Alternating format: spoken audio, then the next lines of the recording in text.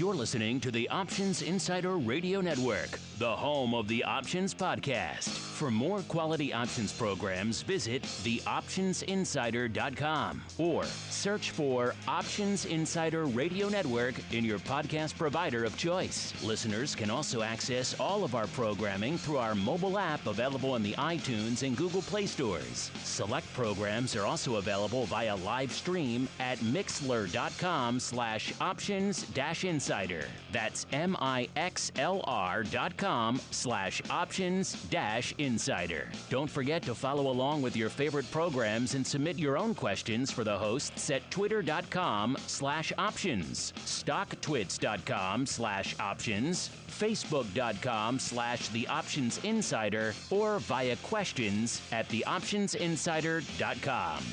The Options Insider Radio Network is sponsored by Fidelity Investments. Fidelity's Option Trade Builder tool can help you confidently build an options trade in 3 simple steps. Just choose a strategy, select a contract, and then review the benefits and risks of the trade. Learn more about Option Trade Builder at fidelity.com/options. Options trading entails significant risk and is not appropriate for all investors. Certain complex option strategies carry additional risk. Before trading options, contact Fidelity Investments by calling 800-544-5115 to receive a copy of the characteristics and risks of standardized options. Fidelity Brokerage Services, LLC, member NYSE SIPC.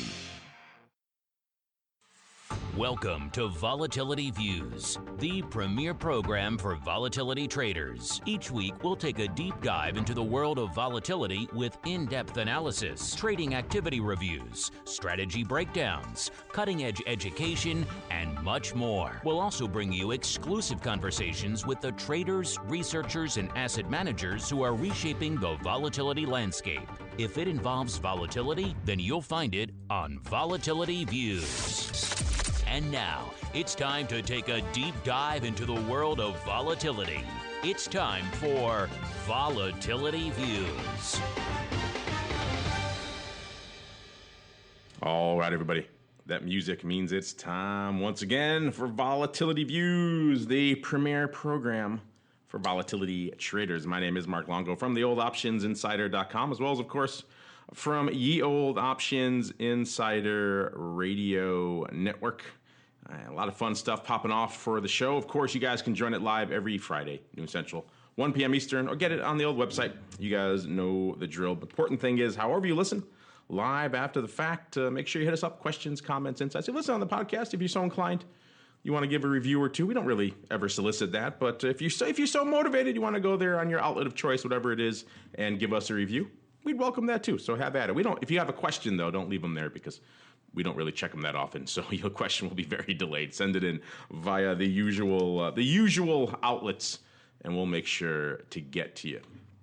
All right, and joining me on the old program today, we've got the greasiest of meatballs, a.k.a. Mr. Mark Sebastian, from OptionPit.com by way of Carmen Line Capital. Mr. Meatball, how go things in the land of the Pit and Carmen Line, sir?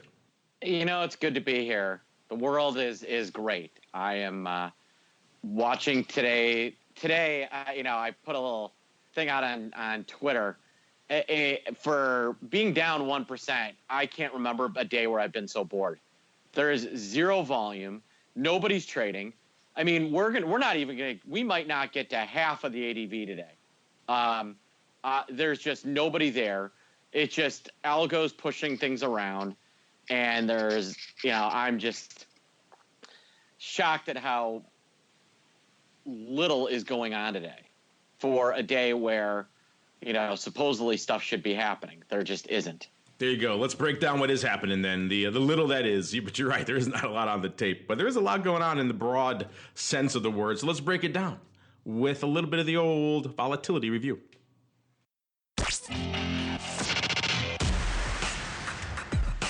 It's time to break down the latest developments in the volatility trading world.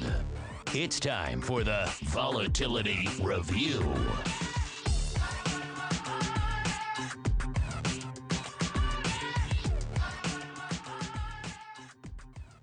All right, everybody, welcome to the Vol Review. This is indeed the portion of the show where we break down, surprise, surprise, what's going on in the world of volatility coming in around noon Central Time here on Friday, the 2nd of November. Give you a little bit of context if you're listening after the fact. And it was kind of a mixed bag. Everyone was waiting. We are in the earnings season. It's going to be kind of inescapable. I think we'll just touch on that stuff at the top of the show here rather than saving it for later because it is such a big deal these days. Everyone was waiting for Apple. Everyone, last cycle, the market was kind of in this sell-off mode, and everyone was waiting for Apple to kind of turn things around, and it did.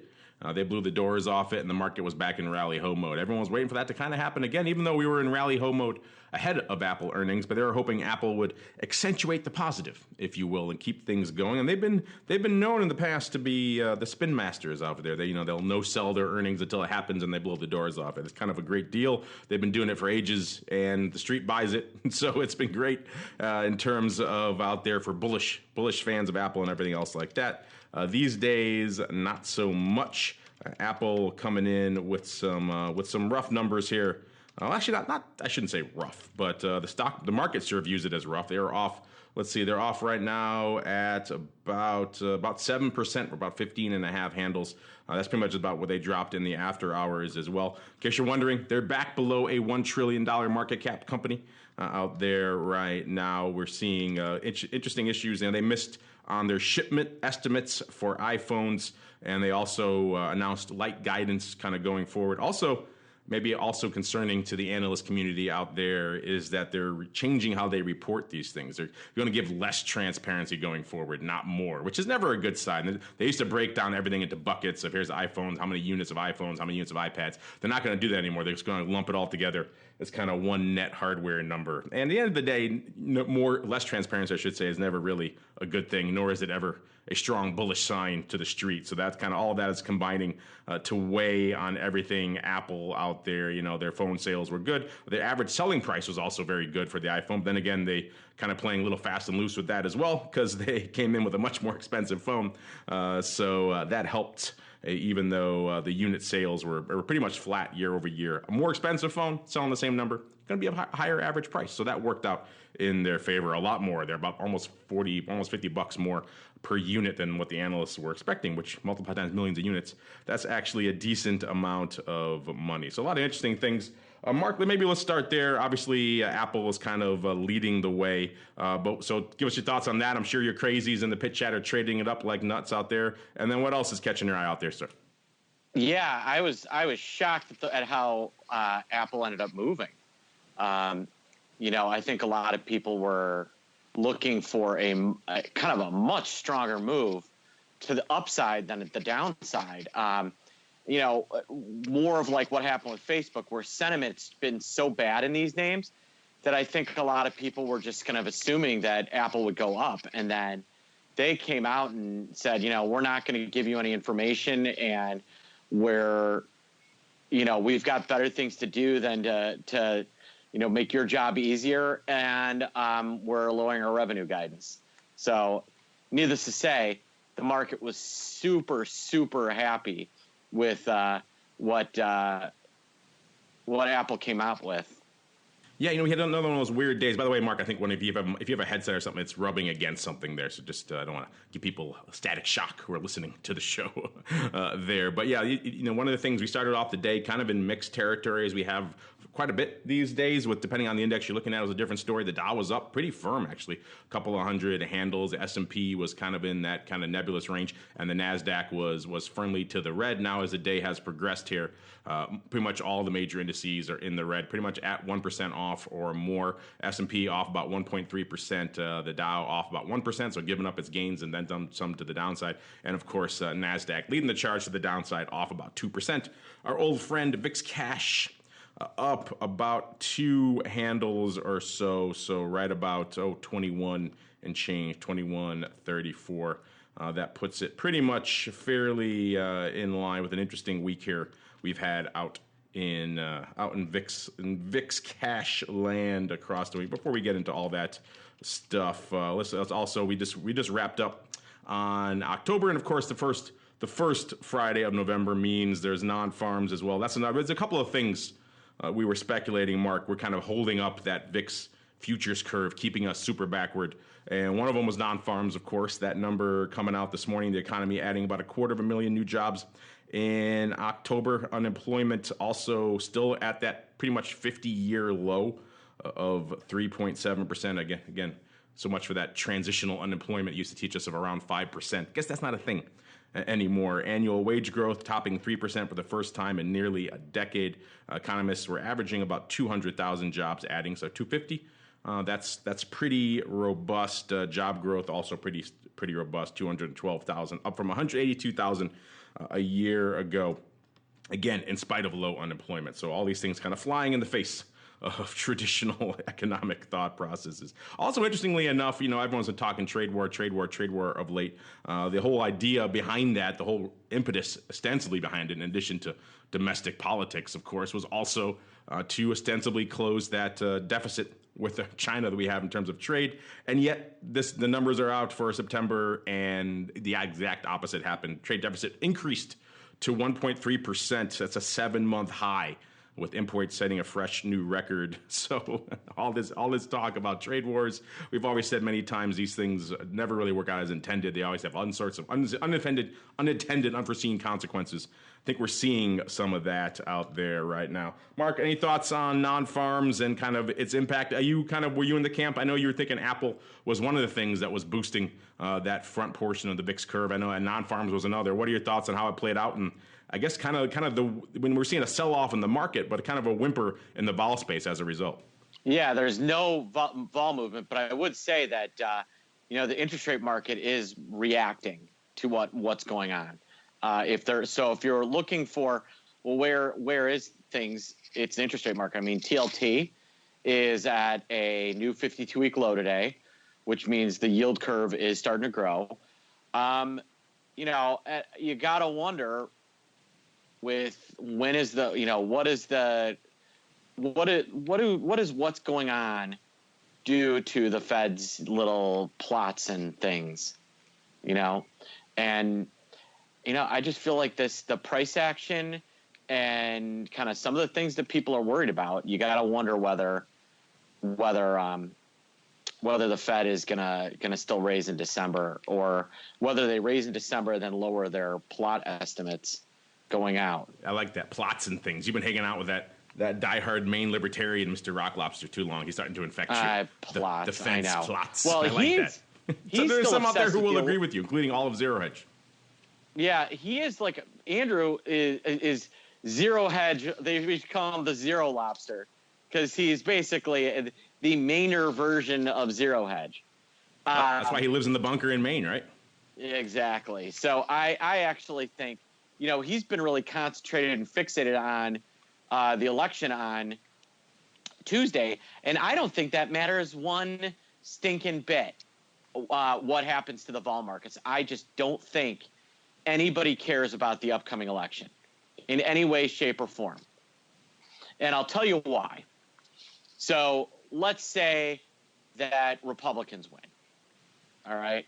They somehow manage to hold the House and everybody's happy, right? Or whatever. So the status quo. Yippee, right? Now let's say the Democrats win. Well, guess where all of the Wall Street money is being shipped? You think it's going to Republicans? No. It is going to Democrats. So I think you have kind of a we don't do anything regardless of what happens setting up.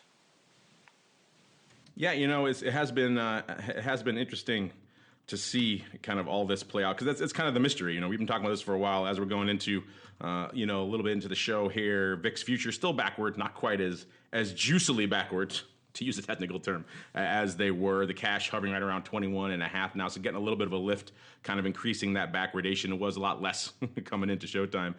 So you're talking about a handle bid from the cash to the front month. So again, much less, not nowhere near as deeply backward as it used to be. And you're talking about, looks like about 1.75 handles from the D's contract out to the cash as well. So again, still a bid. Still backwards in futures land. Who knows? If we keep selling off, that could exacerbate, obviously. But right now, things not as backwards. So there still is some juice. Yeah, I'm kind of with you, Mark. Every analysis I've seen, and I was just down at the big STA conference in D.C. a few weeks ago, so a lot of the talk there was about politics, and they brought in analysts. And again, political analysts, I hold an even dimmer view of them than I do of Wall Street analysts. They couldn't even predict the last election or anything else along those lines. So I hold all of their opinions with a grain of salt. But that said, a lot of the analysis I was hearing from those guys was that there's already been roughly $1 billion spent on Senate races in the U.S. this year, and we may not see any real market change in seats. So it's a lot of Sturm and Drang signifying nothing. There's all this talk about Trump playing in. I'm sure those import numbers will play in the midterms. But at the end of the day, it could have not much real significance. So I'm kind of with you on that front.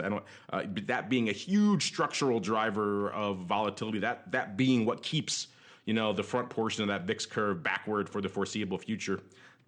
I'm not sure if I'm on board with that sentiment either. Other things that have been playing along. Obviously, it was a rough month for the market in October, so some of that obviously could still be spooking people. In fact, we saw the largest monthly drop in Nasdaq since November of 2008 in October, with about 9%. So you remember, 2008 was a bit of an active year to the downside, so that's saying something. Nasdaq taking, I think the technical term is a drubbing. Here in October. We also saw the S&P taking a beating, only slightly less of a beating, off about 7%. That's their worst monthly drop since September of 2011, going back in the S&P. All of that meant it was actually a good month for futures. A lot of that VIX futures, we'll have to wait and see till the numbers come out. Obviously, Cboe hasn't announced their numbers, but when they actually release, they announced their quarterly earnings. We'll get to that in a little bit. But when they release their actual breakdown of how their futures did, I'm guessing it's going to be a good month because futures over there at OCC were up 17%. This is the first up month I think we've seen since February, since the debacle when it comes to futures. And again, the lion's share of those futures that they are clearing are VIX futures. There's some Bitcoin and a few other things in there as well, but pretty much it's going to be mostly VIX. So up 17% to 12.2 million contracts in October. Year-to-date, ADV futures is still down almost 25% from this time last year. So it's not quite the robust turnaround, but it does show that things were lighting it up. So, Mark, maybe there's some of that at play. People are still just shocked from the massive sell-off, so a lot of that still bit into the front portion of the curve. And also, it seems like, Mark, at least, and again, we'll get to Cboe numbers in a minute, but seems like an interesting month, at least for VIX futures land, lighting it up this in October. Yeah, I mean, we were definitely busier this month. I will say that. Everything was. And that would explain why futures popped. When vol does what it just did, we're going to pop. And there you have it, folks. It was a good day. A good month for Cboe. And I think their VIX option volume, the OCC released really record-breaking option volume numbers too. So you got to think that there's something there as well. Yep, lighten it up across the board when it comes to the options numbers. We'll break that all down, of course, on the option block on Monday. I just kind of want to just touch on the futures fun here. Since we're talking earnings, let's hit on a bunch. By the way, right before Apple announcement earlier this week, the Journal put out a chart showing S&P 500 earnings expectations and how they were just up across the board. It had the strong outlooks for everybody, seemed like this Q3. And then, of course, Apple comes along and screws up the whole party. But, of course, there were other big names popping off this week. Yesterday, in particular, we saw Starbucks coming out as well. This morning, we had good old Cboe. Earlier in the week, we had, of course, Facebook. Our friends over there at Orat's kind enough to break all this stuff down for us and for you guys for free. You can check out, in fact, the latest earnings move results report just hit the website, theoptionsinsider.com. Go on over there, check it out for yourself. There's dozens, if not hundreds, of tickers they broke down for you. I'll just give you the salient highlights. We'll start here with good old Apple. You may be familiar with them. They closed at the perhaps seemingly auspicious, or maybe in hindsight inauspicious, 222.22. That was the level they closed at. I'm sure there's some numerologists out there who will make something of that level. At the time of this report, when it was generated, the stock was about 208. It's a little bit shy of that now, 205. But again, that's kind of all they're measuring here is kind of the initial move post earnings. That's kind of what they're. So they were pricing in about almost $12, $11.90. They ended up moving about $14 to the downside, and of course, tack on about another $2 right now. So you're actually talking about a 16 handle move and change coming in. They were pricing in about a 29% vol, and it worked out to be a little bit more than that, about 32% vol. So not a huge blowing the doors off, but again, if you take in the intraday moves as well, then it is kind of a bigger move than expected. We also see here Starbucks. Starbucks closed about 58.63. They were pricing in, 2.25. So they were a wee bit off. They moved about $6, $5.91 actually out there. So Starbucks getting a lift, not enough to lift the whole market, but enough to at least lift Starbucks. Let's see where they are trading right now. Starbucks hovering right around 63, so up about $5 right now. So a little bit off of that high, but still a good boost here. So yeah, they missed, they about 160%. They almost doubled what people were expecting out there in terms of doing almost 100. They were expecting, and the vol wise, they were expecting about 22%. And they got about a 20, a little more than that, actually, a little lot more in terms of vol perspective here. So interesting stuff here. Also, Cboe reporting before the bell today. They closed at 110.5 yesterday. Coming into the report here, they were at about a little bit shy of that, about 109 and change. So not a huge move. They were pricing in about $3.50 almost, and they had moved about 70 cents. Right now, they're actually almost unched up 14 cents. So they're one of the lone green spots in today's market outside of the vol space, obviously. Maybe a little bit of correlation there. So this one dramatically underperforming about 80% off about 80% from what they were pricing in. So people were pricing in a big move for Cboe and not a lot to be found there. So I guess the harvesters having some fun out there in Cboe land. Mark, any of those surprising you? Any of those lighting up your pit chat? And if not, maybe any of your pit chatters slinging any S-bucks? And if not, any other names out there on the earnings front really catching your eye this week? Starbucks caught a lot of people by surprise. You don't expect a name like that to make that kind of outsized move, but they did. Holy bananas. They were not messing around. They were not messing around, indeed. Good thing to be in the coffee bean and expensive accessories business, I guess. Exactly. Even if you have to charge for your cups going forward, or whatever the hell that deal is now going on out there. Let's get back to the vol space. Our old friend VVIX, aka the volatility of VIX. Go figure, going back up. It had broken the 100 handle to the downside of late, but now it's back north of that, up to about 105. Coming into the show is actually 99, 21 handles shy of where it was a week ago. Now it's only a mere 16. It's up to about 105 over there. Still dramatically lower than it was a week ago. Let's get on out to VIX options land. And of course, as we do that, there we go. I gotta say, the new live vol ain't lighting me up in terms of functionality. It continues to want to crash on me. There we go. Let's get that back up. All right. There we go. At least it reboots quickly. And it's still dead. So let's just go the old-fashioned way. let's break down some of the numbers we're seeing out here in VIX options land. Like you mentioned, it was kind of a light week, all things considered. The ADV actually was up. That's obviously getting a boost from last week's activity. ADV up to about 610,000. It's up about 35,000 from last week. I got on figure it's going to be down next week because you look at the numbers from this week. They're kind of anemic. Yesterday it was 402,000 on the tape. Wednesday, 484,000.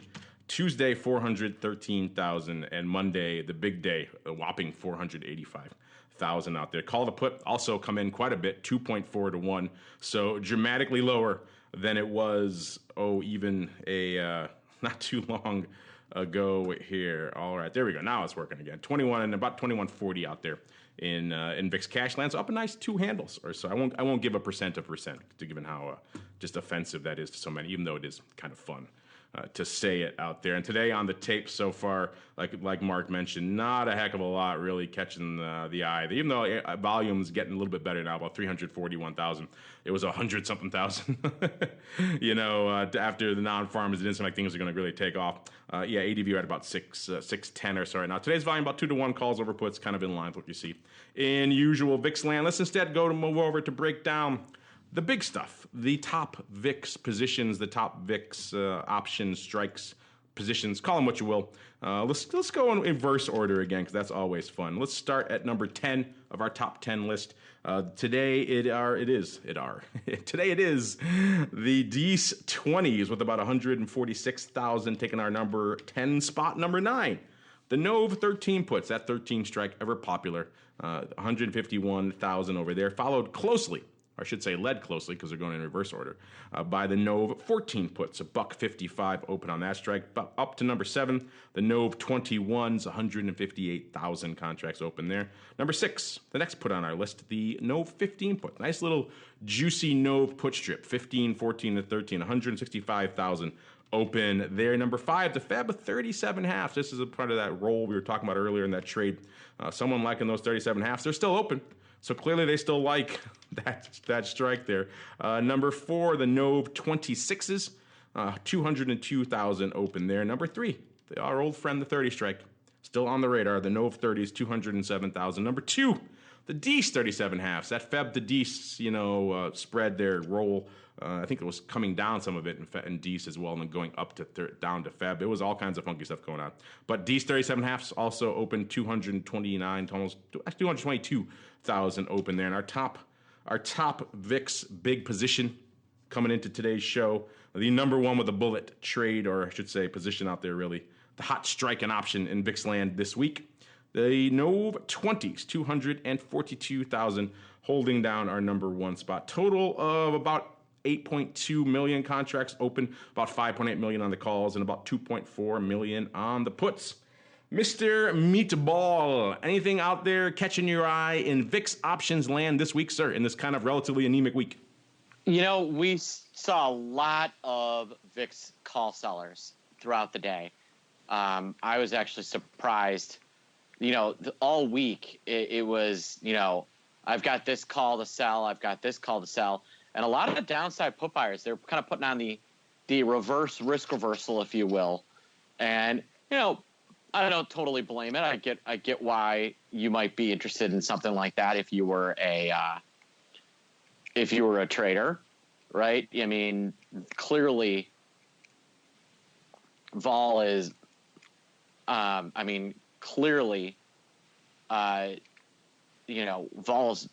moving around, but it got so overly tired that I think you're seeing, people start to kind of say, all right, well, that's that. So definitely a lot of people anticipating some sort of end. Yeah, it seems that way. I'm looking here. There wasn't a lot of size or interesting paper to really parse for you guys this week. One of the ones I did note, like today's big trade listeners, is the Jan 32.5 call spread going up 5,500 times. Not exactly the most scintillating of things. Interesting though, yesterday we did see a pretty sizable 1x4. Our old friend, the ratio call spread. And if you like it 1x2 or 1x3, you gotta love it 1x4, right? That seems to be the setup here. It was the April, going out to April this time. April 20, 37 half, 1x4 call spread, going up 10,000 of the April 20s for 282, so pretty much almost exactly mid-market. And then doing 40,000 of the APE 37 halves for 65 cents. Those went up exactly mid-market as well for 65 cents, like I mentioned. If past is prologue, I'm going to say this is probably selling 1, buying 4. That seems to be the way most people like to do this type of ratio. This one, I've talked about this before, and I said it before. I'm not a huge fan of how wide some of these are getting. I get why they do it. I see, the premium lines up pretty well here to do this trade for about even money. So I see why they did it on that ratio and they chose those strikes. But part of the problem was if that's your goal, is you end up with these crazy strike disparities to make the premiums line up. As a result, you got the 20, 37 half. I've said it before. I don't like the ones that are that wide because I think there's a lot of opportunity for things to go wrong in a 17.5 ratio spread that you're selling. And again, he could be buying this, but probably selling it. Again, I should mention, this is opening on both legs here, so this is not closing paper taking this off. But, I'm willing to admit that I could concede maybe these, because the question here, of course, is how fast really are those 37 halves going to pop? Are they going to kick in time enough so that if we're languishing around somewhere in that middle of that range, are they going to kick in enough to offset the hemorrhaging you're going to take on those 20s. And I'm willing to admit, maybe they can. There are many opportunities and possibilities where they can. And people are certainly doing enough of these now where maybe there is something to them. So I was chatting before the show with our friends over there at ORATS, including Matt, because they have the back tester. Unfortunately, he was traveling.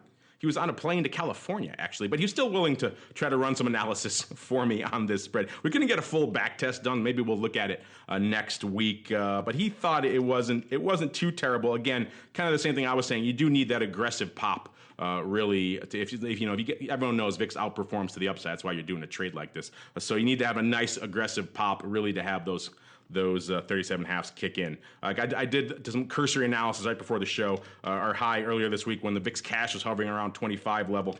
Those 37 halves were actually doing all right. Like right now, that spread's about even money to put it on or take it off. If you did it at the height earlier this week when VIX Cash was hovering in the mid-20s there, then that trade was already at about $1 debit to the calls. So those calls do kick in. The question is, I don't know, Mark, we talked about this before. What are your thoughts on a ratio this wide? You got to kind of be really deft, I would think, to take it off to really make it pay for you, don't you think?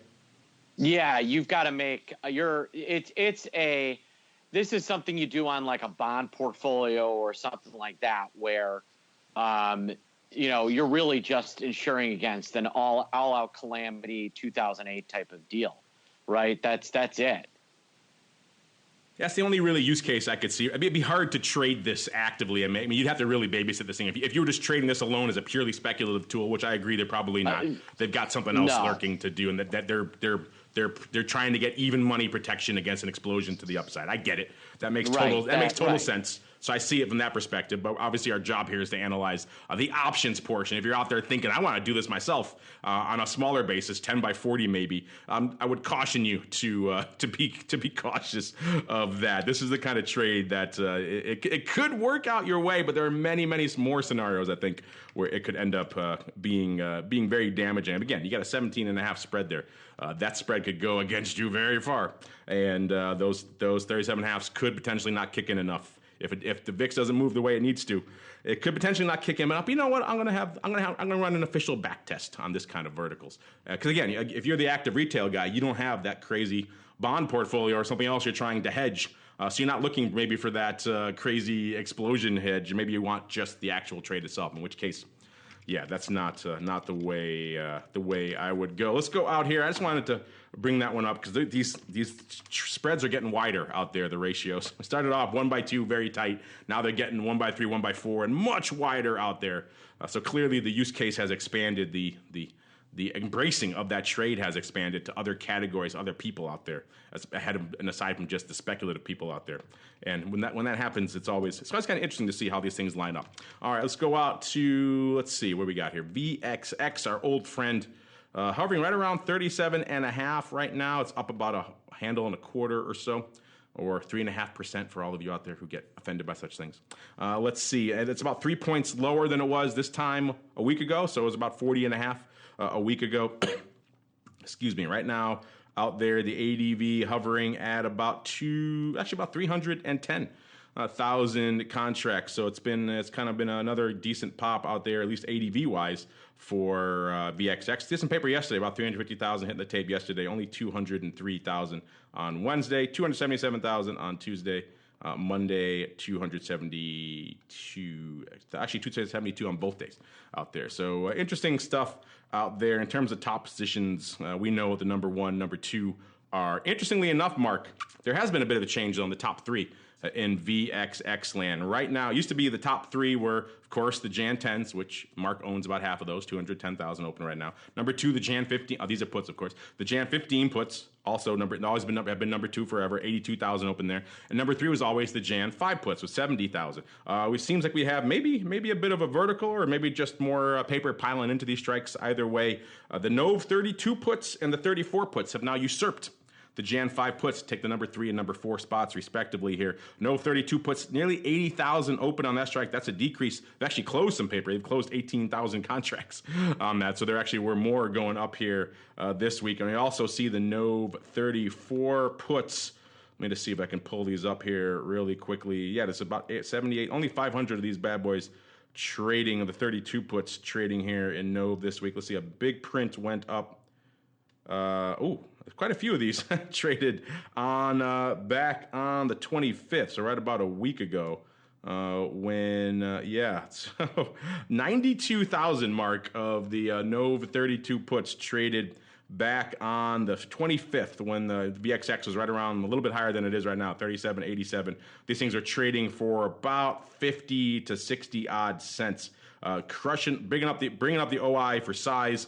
Now looks like they're taking a few of these bad boys off. They're trading a little bit lower now. They're 26 cents.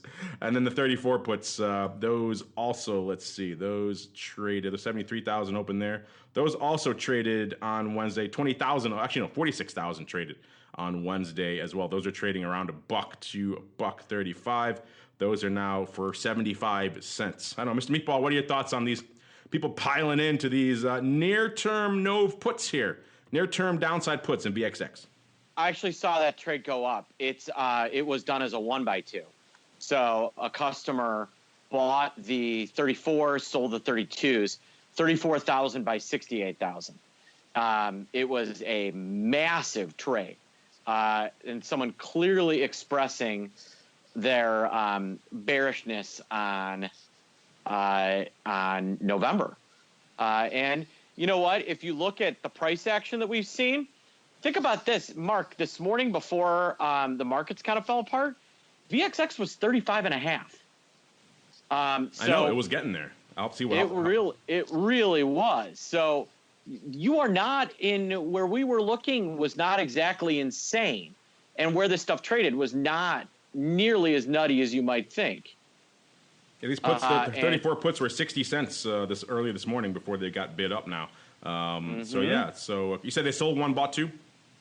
They bought one and sold two. I'm sorry, bought one, sold two. Yeah, okay. So they're looking for VXX to make a run at like around $31. That's interesting. Which if you look at VXX, if you can do some calculations on, and we do this at Option Pit all the time, on where VXX could get to if VIX does this or VIX does that. And we, did the math on VXX, and it could easily get to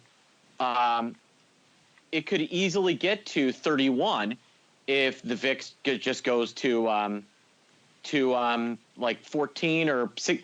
I think what did we say? 16.5, believe it or not. So there is plenty of room for VXX to run between now and November if we get a little softness. Yeah, it's interesting. We talk ratios a ton in the mothership, in the VIX options themselves. We haven't talked a ton of ratios out in VXX land. Part of that is kind of what you alluded to. You need a lot of moving pieces to have VXX, and VXX is not known for the crazy moves that, particularly to the downside, that VIX is. VIX will move like crazy. VXX is a little bit more languid, particularly to the downside, which is my way maybe it's 1x2 is kind of interesting. But I kind of like this. This is an interesting way. People are always talking about how to get. That's like our audience is obsessed with how to get short VXX in some sort of premium mitigated, premium neutral way. This 1x2 is not a bad way to do it. Obviously, there are ways that could come against you as well if VXX does crap the bed. But that's a fairly rare occurrence. I'm trying to remember the last time VXX really just got wiped out in a single day like that. It takes usually a little bit more for it. It's a more. Would you agree? A little bit more languid to the downside, sir, than even a VIX itself. If you get a just nasty move in the futures, I've seen VXX drop a couple of bucks in a day. So, for instance, let's say we had some sort of really positive news come out.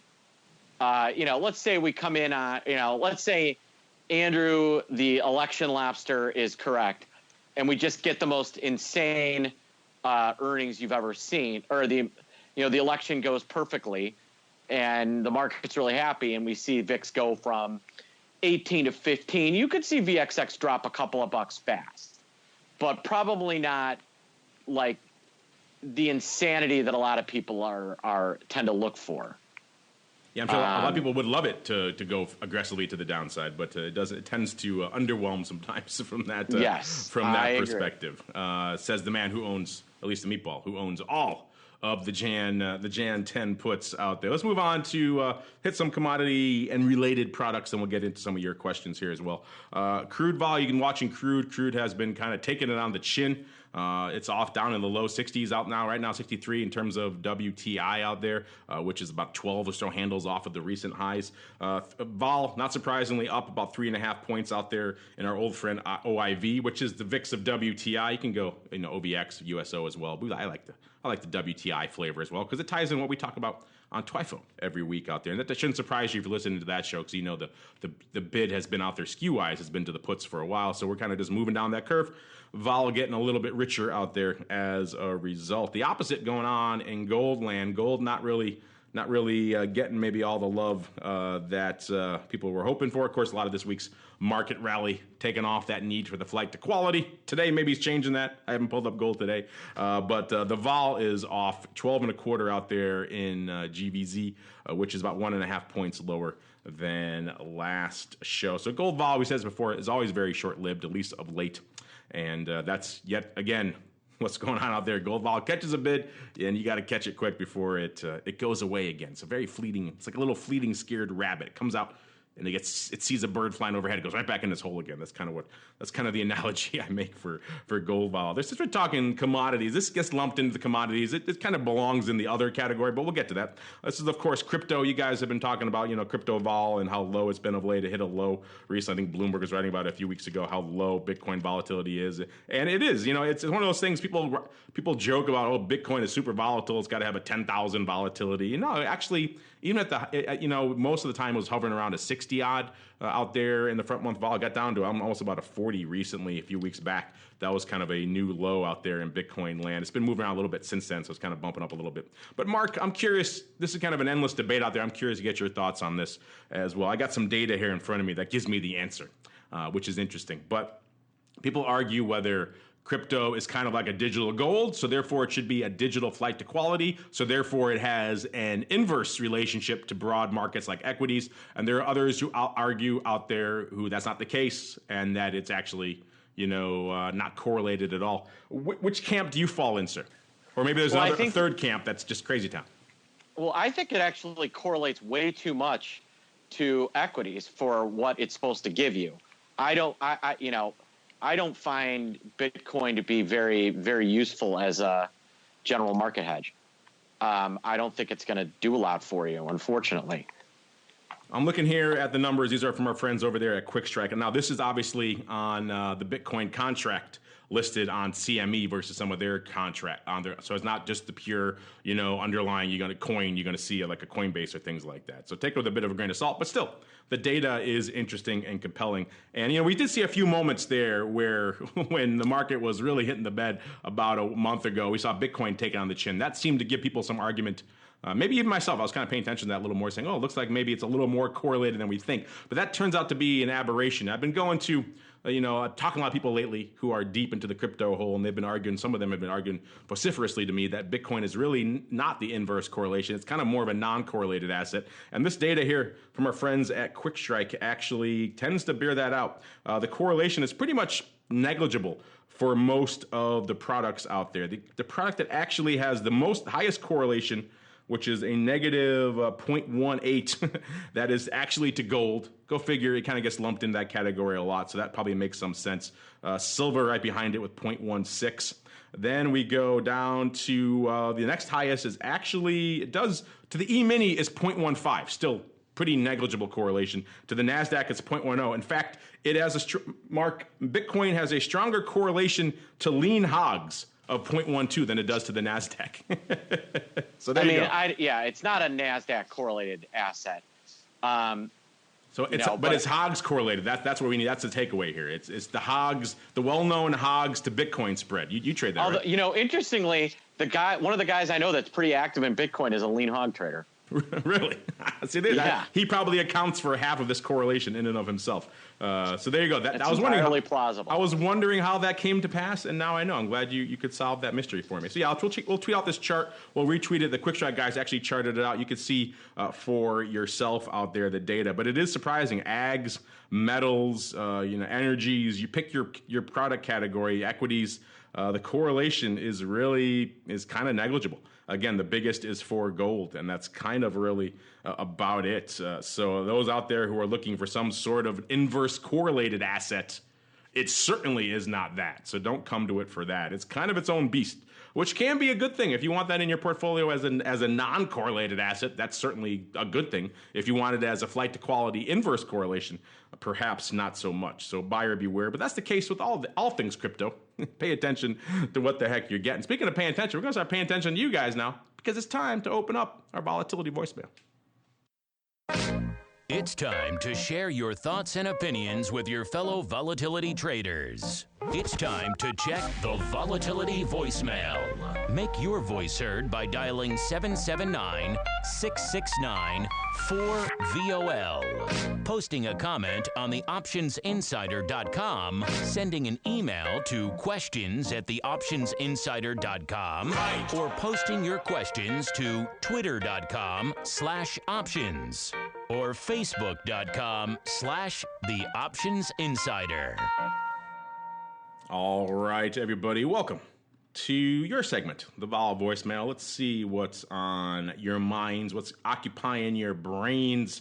Looking also here, we asked you guys earlier this week, a lot of Vol stuff going off this week. So we thought we'd ask you, we like to check in on this question every now and then, a few times a year, to see if your thoughts have evolved on it. We asked you, Vol's all over the place. Some say it's too cheap, others say it's too expensive. That's what makes a fun market, right?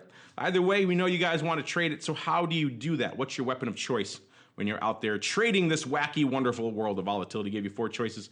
The old mothership VIX complex, could be VIX options or futures, put them all together there. Or our old friend VXX, if you want to get maybe one step removed, go to the options or the underlying there. Or our old friend TVIX, so some of you have argued for, even though I'm not the biggest fan of TVIX. Or last but not least, go the more direct route. Say the heck with VIX. We're going to go straight to the S&P, either in SPX or perhaps in SPY. Interesting to watch this one kind of move around a bit, Mr. Meatball. First off, I know how you like to play, but if you have your own preference, have at it. And also, B, more importantly, what do you think our audience is voting for? I like VIX. You know that. And the audience is probably saying VXX. That's my gut. I thought you were going to say 1x3 iron condors in SPY, but I guess I don't know you as well as I thought. Not crazy iron condors, all the silly stuff that traders come up with. But and I was going to say about that one, if you're a retail trader, the most you should be doing it as on any VIX contract is probably a 1x2. That's something manageable. I just don't think that there's that 1x4 is designed specifically against a grouping of assets. So take into context what you see. A lot of people don't realize that there's, and you and I talk about it all the time, and people still don't realize that there's almost always another side to a trade when it comes to derivatives. They are a insurance product. You don't insure something unless you have an asset to actually insure, right? That's the piece you got to remember, right? It's not like I'm calling up State Farm being like, well, I don't own a house, but I want to buy house insurance. Or I don't own a car, but I need car insurance. Or in Mark Longo's case, I don't have a life, but I need life insurance. There you go. I have zero life. All I do is talk to you all the time. So you're right. My life just absolutely sucks. I would like to see how that portfolio, how that suits up if VIX settles out at like 27.5, in the middle of that spread. I got a feeling he might be having a few ouchies on that because it's probably not quite enough to really cause his other portfolio, to worry as much. But still, maybe he's doing all right on the main thing. It's just, I agree with you there. I definitely think 1x2 for retail, and a tighter 1x2 as opposed to these crazy wide ones. Keep it tight, as the kids like to say. And 1x2, that's manageable. You can do that. Has clearly demonstrable benefits, as we've seen before, but it's also not going to be too crazy thing to manage.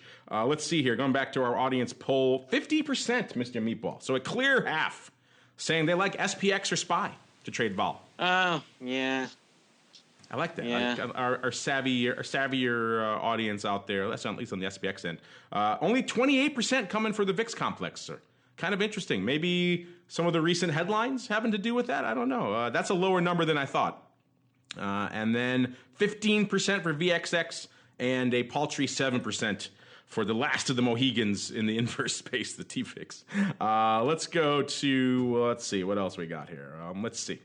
Alan Jackson wants to know. He says, you guys say to close or roll ahead of VIX expiration to avoid, I like this, the settlement flim-flammery. That's a good word, flim-flammery. I like that. I may have to borrow that. The settlement flim-flammery. So he goes on to write, so when should I do that? Excuse me, the day before settlement, the last hour of the day, a few days before. What's the ideal closing scenario? Well, this is, wow, that's a difficult question because it depends. That's the only real answer to this. There's so many variables, like what you have on, obviously, first. You know, if you got, long that's gone against you, and obviously, it's eroded to a penny. Doesn't really matter when the hell you take it off. If you got shorts that have already gone most of the way in your favor, you should be taking those off regardless of what day it is. You shouldn't need to wait till the end of expiration. So it does depend what your positions are. Are you short or long premium? Usually the shorts are the ones who are concerned about closing more so than the longs. The long is it's like a free lottery ticket at that point, right? Why would you take it off? But still, yeah, I know. When I used to do a lot of index stuff, particularly when I was out in the S, we would start, again, the S was more of an end of a week type of later in the week. You had to have stuff off by Thursday. So we would start that Monday usually, or even earlier, kind of unwinding, closing out things. Granted, we were a little bit dogged in it. We would take off kind of everything that was, even remotely reasonable. And sometimes the brokers enjoyed us for that. We'd quote weird things through them. So we were a little bit extreme on that front. But I think, I don't know, Mr. Meatball, I don't know if there's a rule of thumb. I think anytime in that Monday to like early period, later, a little bit later in the week is not terrible, right? No. Do you have a preferred MO, or is it kind of case by case? It's just kind of what's on. I do know that I've never, staying short a bunch of options around that expiration is a bad idea. Yeah, I think at the end of the day, as long as you take it off before the flim-flammery, as you term it, is good. I think Monday is, let's make a rule of thumb. Monday is a good day to do it because you're starting to get away from, as you get closer to that moment, the craziness starts to creep in a little bit more. So yeah, midday or so on Monday, if you got most of your stuff closed down that you're worried about, you're good. And then that gives you a little bit of cushion to go a little bit longer into the next session if you really have to. But let's just make that the rule of thumb. Start planning to close things out. VIX, I'm talking VIX now, not talking other things. You got equity options, you got the whole rest of the week. But VIX is a special beast with its own rules of engagement. Here's an ongoing theme, Mr. Meatball, our listeners love to ask about all the time. This time comes from Noom-RR. He says, what's your preferred ratio of puts to underlying when trading VXX? Obviously, you have to have to overweight with puts. I'm teasing. I love all your typos. Obviously, you have to overweight with puts, but how much? I like to keep 3 out-of-the-money puts on for every share of VXX. That way I'm biased short, but also have something in my back pocket for weeks like this. I think this came in towards the end of last week. What are your thoughts on that ratio? Mark, this is this is a theme we get a lot here on the show. What is the proper, if there is such a thing, what is the proper methodology to be bias short VXX, because that's the way you want to be, but also have the things in your back pocket and not spend a lot doing it for days or weeks like last week and maybe today, where we're seeing a little bit of upside out there. So we've seen lots of debates on this, upside call verticals versus the puts, strangle, all kinds of funky things. This guy likes apparently having the underlying and then overweighting with puts to the downside. Obviously, the underlying is going to drag, but on weeks like last week, maybe not the worst thing to have. I don't know. Do you do a lot of VXX underlying at all? I do when I'm running some different hedging activities, but even that I usually will run as a with deep in the money calls instead of buying the underlying. So I would say that he could just buy a deep in the money call and get kind of the same effect without having to actually own the stock and use all that capital. But it sounds fine. Generally speaking, I do think that the thing that with VIX and VIX options and futures that really not futures, but VIX and VIX options and VXX is I find it to be very worth it to be a net seller of like upside stuff. So like butterflies or call spreads, things like that to me tend to make more sense than just being long the stock or long an out of the money call or something like that. I find that's, you get so much upside skew that it's worth it to just buy a call spread or do a butterfly. So like right now, I just have like a little baby hedge on our broadcap fund. And the way I'm doing that is with like a little butterfly expiring next week. I've got the 40, 45, 50 on for 50 cents. And I'm happy with it. Oh, so you're at 50 cent now. I see how that goes. That's me. Yes. How did you figure it out? I put 2 and 2 together, sir. Look at you. This is, I think we're always going to have questions along this front. I'm never a fan of long-term holding VXX, which sounds like what he's talking about in his use case. That's much more of a short-term, I think, scenario. A long-term is going to drag, obviously. You're right, the capital inefficiencies are going to hurt you. There are better ways to get that upside exposure if you want into VXX without all the capital drag and everything else that's going to happen with VXX. But if you have to own VXX, if for whatever reason, if you want to own it, and we've argued before, it's a short-term holding instrument. You don't want to hold it in your portfolio for ages because it doesn't work. But if you got to do that, I guess you want to definitely overweight with puts if that's the way you're going to go. Let's see here. Oh, coming up against it. So let's do a. Mark Brandt says, VIX puts are cheap, ? VIX deep out of the money calls are cheap, ? I guess he says he thinks they're cheap. I don't know. Are you buying what he's selling? You think they're cheap right now?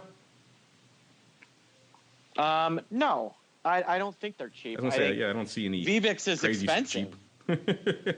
VVIX is expensive. He put a question. So maybe he's questioning that. Maybe he heard that somewhere and he's reiterating that to us. I don't know. But yeah, I'm not on the cheap front. I don't think they're particularly cheap. No. I haven't been. Did we? I don't think we said that on the show. But if we did, I don't. It was definitely Marcus that did, not me. All right, let's do. We got time for one more quick one here. Wizby, WZBI. He or she asking, where do you get the gold volatility that you quote on the show? Well, it's pretty simple, Wizby. It's just the gold VIX, a.k.a. ticker symbol GVZ, which is hovering right now. And that is off, of course, of the GLD gold product, which is hovering at about 12.5 right now, off about 1% out there for percent lovers out there. All right. So, yeah, if you want to get gold VIX for yourself, type in GVZ. You're good to go. And we got to keep going with the end of our show. It is time to go into the crystal ball. It's time to peer into the future and reveal what the volatility gods hold in store. It's time to look into the crystal ball. All right, Mr. Meatball, spoiler alert. None of us really did that well last week. I believe you wanted a 25-15 strangle, so you were trying to cheat last week. Well, my strangle would have gotten murdered. Yeah, that wasn't the best either. And then you ended up going for a 17.25, which we're at about 2070 or so right now out there in VIX Cash land right now. In terms of us on the panel, I was at an 18.15. Actually, our guest, Dave Lincoln, 18.5. So technically the closest, still about 2.2 handles away. So not really any winners out there. Actually, the closest, we had a bunch of listener suggestions. The closest listener was actually your old buddy F. Contango Trader. He came in at a 19.5. Which is about 1.2 handles away. So not bad. Still not a bullseye. I like to be with at least within a point, but better than we did this week over here. So I guess we let the listeners go first this week, but they're not here. Mr. Meatball, I'll be charitable. I'll let you pick whether you want to go first or you want me to go first. You can go first. All right, I like to go first. It's fun. All right, so we're at about a 20. Don't say I didn't give you the opportunity though. All right, so we're at about a 2070 right now. I've been fading for the last couple of weeks, and it worked well till it didn't. But it wasn't too far off this week. I think we have non-farms now in our rear view. We do have elections coming up, but those should be, unless something crazy happens, those should be in our rear view this time next week as well. Apple is out of there. So all this is pointing to what's going to condense that near portion of the VIX futures curve, going to get us back into a less backward state. I'm leaning that way as opposed to the opposite. So I'm going to I liked what I had last week. I'm going to edge it up a little bit. We have no guests here to scam me on the upside. So I'm going to go a little bit higher, but still in that same range. I'm going to say 1835 this time next week. I gave you some time, Mr. Meatball. What you got? 16.5. Really? Yes. You're feeling... I'm feeling a crush. You're feeling a crush. You're feeling the lower end of that strangle. This is the market's last grab. I mean, think about this. If Apple can miss so bad that it's down 7% and it barely pulls the S&P down 1%, I mean, the Dow's then in the middle with the VIX at 21, then we're cycling out, not cycling into high vol. I would not be offended if your prediction comes to pass, sir. But I'm gonna tick mine up just a little bit because I've been on the low side a little bit of late. So yeah, we'll see. That's what makes a market, right? So our range this week, 16.5 on the downside. The Meatball, he's getting close to his 15.25 strangle he wanted last week. I love that strangle buy-in. And 18.35 on my end, though. So a little bit higher, but still obviously well south of where we are right now. Let us know. You guys did a good job last week. Let us know what you feel for yourselves for this week. Give us your guesses. Hit us up on Twitter or at the email or on the website. You know how to find us.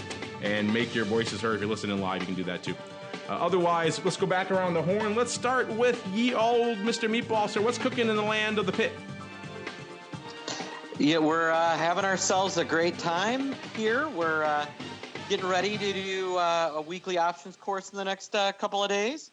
So go to optionpit.com/week to get yourself registered. And again, if you're interested in an accredited investor and interested in a smarter way of being long the S&P 500, then reach out to me. Reach out to the man, Mark at optionpit.com. I send it over to optionpit.com and see for yourself what they got cooking over there. And on behalf of the Meatball and myself, I want to thank all of you out there for downloading, streaming, subscribing, all that fun stuff.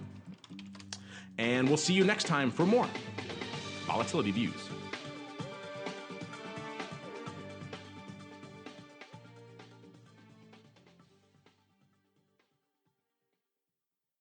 Volatility Views is brought to you by Cboe. Cboe is one of the world's largest exchange holding companies, and we're inspired every day to innovate some of the industry's most powerful products, technology, and solutions. We are the industry's leading force driving access to global markets. A better trading experience and powerful data and analytics to inform better strategies. We're committed to engineering new ways to help our customers realize their potential and navigate the marketplace of tomorrow, today.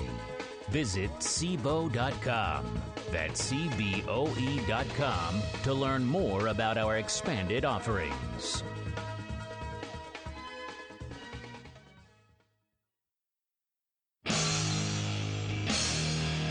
The preceding program was a production of the Options Insider Radio Network. For more quality options programs, visit www.theoptionsinsider.com or search for Options Insider Radio Network in your podcast provider of choice. Listeners can also access all of our programming through our mobile app, available in iTunes and on Google Play.